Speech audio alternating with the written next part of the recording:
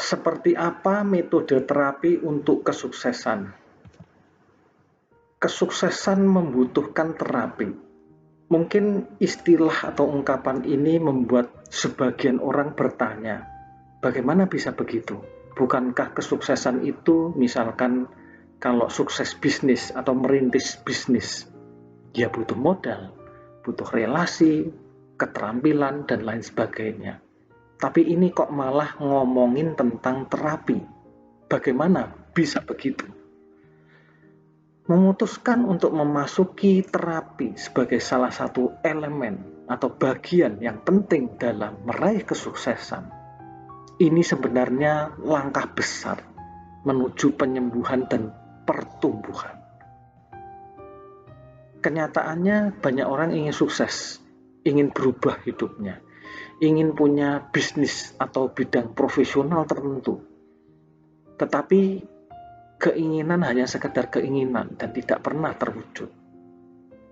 Atau dulu pernah menekuni bidang tertentu, ya, awalnya ketika berproses mulai ada hasil, namun ketika menjumpai kegagalan, akhirnya terpuruk dan sejak itu tidak pernah memulai lagi.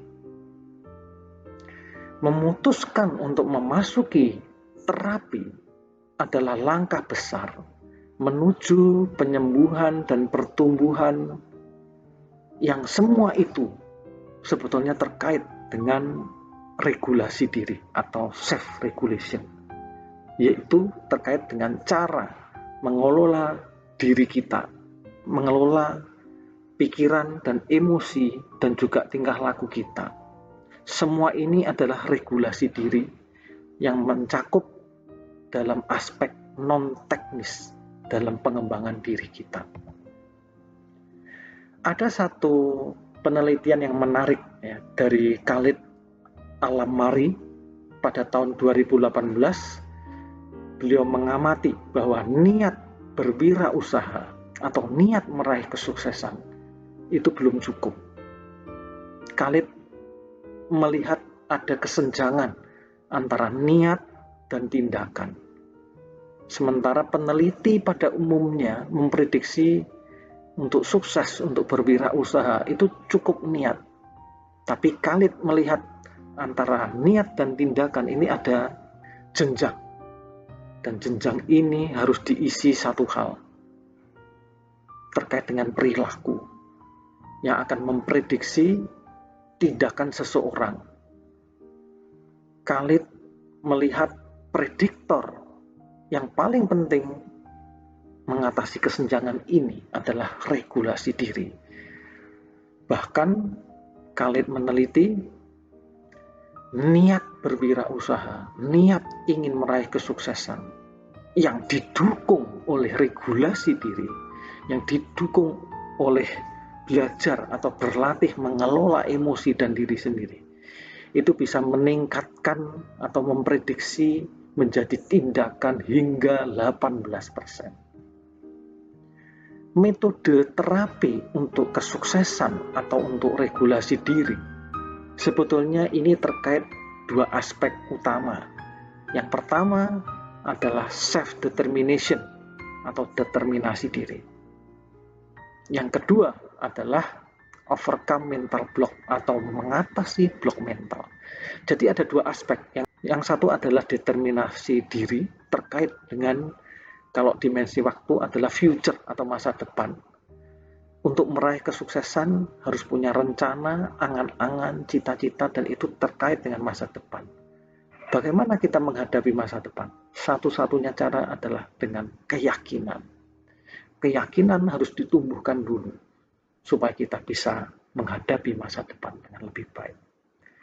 Yang kedua tadi adalah mengatasi blok mental. Dimensi waktu yang terkait adalah masa lalu.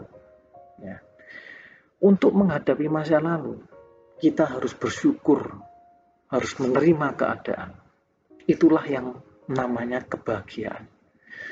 Jadi, aspek regulasi diri untuk masa depan meraih kesuksesan terkait dengan keyakinan. Aspek kedua adalah kebahagiaan yang muncul dari dalam terkait dengan bersyukur pada apapun yang sudah terjadi di masa lalu. Sesuatu yang sudah terjadi di masa lalu, sesuatu yang sudah terjadi, itu tidak bisa dirubah.